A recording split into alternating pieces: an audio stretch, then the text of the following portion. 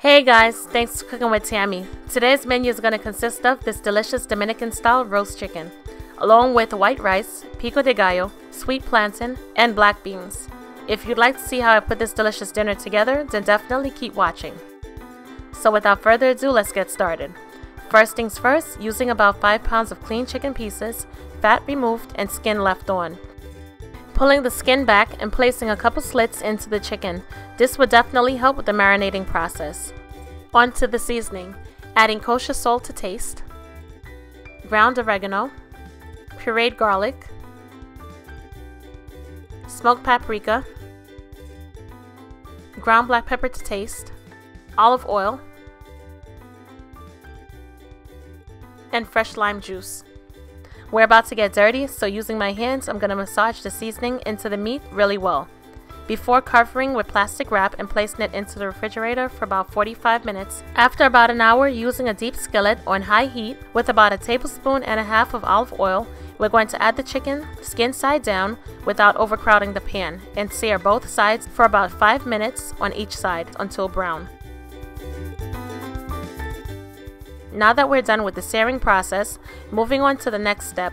Taking all of the chicken pieces, we're going to add it back to the pot, along with the leftover marinade and 2 bay leaves.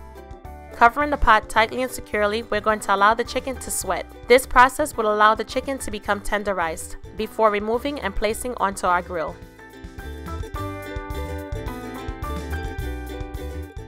Look at how beautiful. This chicken is absolutely gorgeous, guys, but we're not done yet.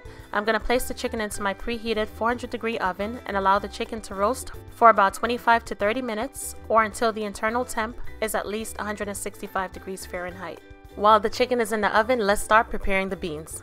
Using a 15.5-ounce can of black beans or any beans of your preference, we're going to pour the contents into a strainer and rinse with cold water. On medium heat, using a small pot with a teaspoon of olive oil, we're going to add the sliced onions, garlic, and saute until translucent. Adding tomato sauce as well as a half packet of sazon.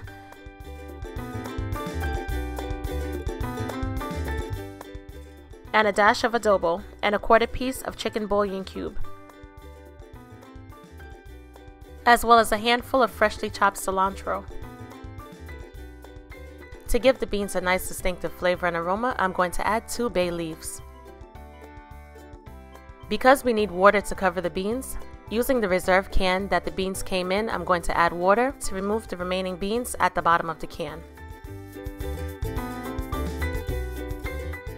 Now that everything is added, we're going to cover with the lid, stir occasionally, and allow to simmer for about 15 minutes. Alright guys, let's make this gravy. On low heat, adding a 1/2 teaspoon of flour and about 1.5 tablespoons to 2 tablespoons of water. Combining both the flour and water, we're going to add it to the chicken drippings. Stirring to combine. We're going to allow the gravy to come to a slow simmer, and this would help with the thickening process. Now that the gravy is finished, because I want the gravy to have more of a smooth consistency, I'm going to strain the gravy.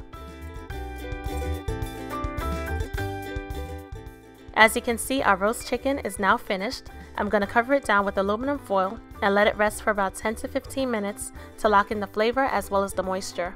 Time for the fun part. Let's get this food plated. I decided to make fried plantain to complement this dish, as well as pico de gallo. However, I have a video up on how to make pico de gallo, and I'll be sure to definitely leave the link in the description bar. I must say that everything on this plate was a perfect complement. The chicken was juicy and moist on the inside, and the outer skin had the perfect crispiness. As always, thanks for cooking with Tammy. Be sure to subscribe to stay updated, and most importantly, enjoy.